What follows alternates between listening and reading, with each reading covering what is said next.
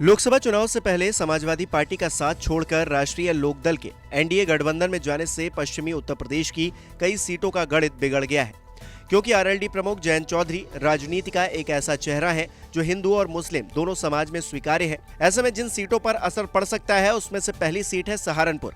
जी हाँ, सहारनपुर पश्चिमी यूपी की मुस्लिम बाहुल्य सीट है। यहाँ करीब 6 लाख मुस्लिम आबादी रहती है और 3 लाख अनुसूचित जाति, 3.5 लाख सवर्ण और 1.5 लाख गुर्जर रहते हैं।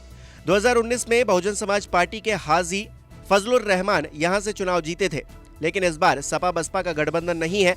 ऐसे में जयंत चौधरी बीजेपी के गठबंधन से यहां समीकरण बदल सकता है। इसके अलावा दूसरी सीट है नगीना लोकसभा सीट पर किसी एक पार्टी का कब्जा नहीं रहा है। यहां अब तक 3 बार चुनाव हुए हैं और तीनों ही बार अलग पार्टी को जीत मिली है। 2009 में नगीना लोकसभा सीट बनी और पहली बार चुनाव हुआ जिसमें सपा के यशवीर सिंह जीते। फिर 2014 के चुनाव में बीजेपी के यशवंत सिंह को जीत मिली और 2019 में बसपा के गिरीश चंद्रा यहां से जीते। यहां सबसे ज्यादा आबादी मुसलमानों की है, लेकिन 3 चुनाव के नतीजे देखें तो तीनों बार हिंदू कैंडिडेट को जीत मिली है। तीसरे नंबर पर है अमरोहा की सीट। वेस्टर्न यूपी की अमरोहा सीट पर जाट, दलित और सैनी वोटरों की संख्या ज्यादा है और मुसलमानों की 20% आबादी भी है। ऐसे में जयंत चौधरी यहां बीजेपी के लिए जाट और मुस्लिम वोटरों को साधने का काम कर सकते हैं। 2014 में ये सीट बीजेपी के पास थी, लेकिन 2019 के चुनाव में बसपा के कुंवर दानिश अली जीत गए। हालांकि उन्हें पार्टी से निकाल दिया गया है और बसपा ने डॉक्टर मुजाहिद हुसैन को अमरोहा से प्रत्याशी बनाया है।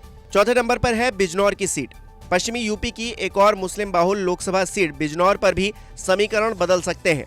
यहाँ 1,35,000 मुस्लिम वोटर्स हैं और 80,000 दलित हैं। 2014 में बीजेपी ने ये सीट जीती थी, लेकिन 2019 में सपा बसपा गठबंधन का जादू चला और सीट बसपा के मलूक नागर के पास चली गई।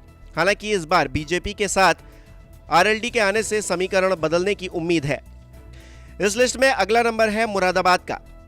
नगीना की तरह मुरादाबाद सीट पर भी किसी एक पार्टी का कब्जा नहीं रहा है। 1999 से 2019 तक अलग अलग पार्टी के उम्मीदवारों को यहां जीत मिली है। 1999 में जगदम्बिका पाल ने अखिल भारतीय लोकतांत्रिक कांग्रेस नाम से पार्टी बनाई और चुनाव जीता। फिर 2004 में सपा का कब्जा हुआ।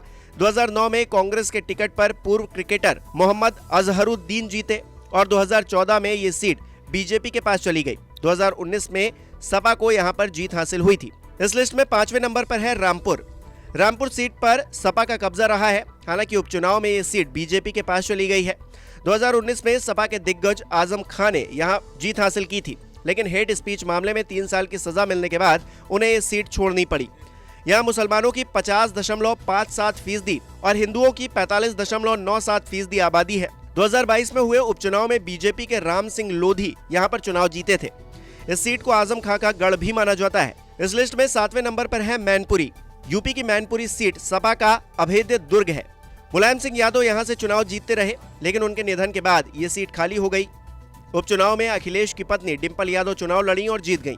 यहां की कुल 3.5 लाख आबादी में से 1.5 लाख ठाकुर, 1,20,000 ब्राह्मण और 1 लाख के करीब आबादी मुस्लिम और वैश्यों की है। सपा ने इस बार भी डिंपल यादव को यहां से चुनावी मैदान में उतारा है।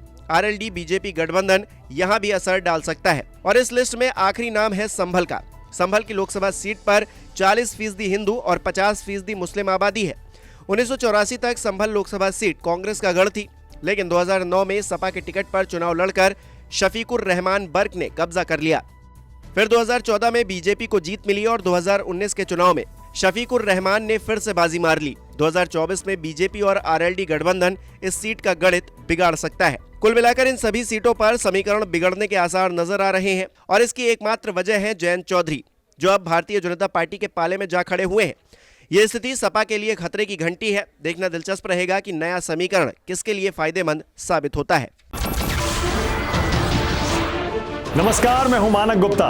अगर आपको हमारा ये वीडियो पसंद आया हो तो इसे लाइक और शेयर जरूर करें और हाँ, हमें सब्सक्राइब और फॉलो करना ना भूलें ताकि आप देश और दुनिया की कोई खबर मिस ना करें। तो जुड़े रहिए हमारे साथ और देखते रहिए न्यूज़ 24।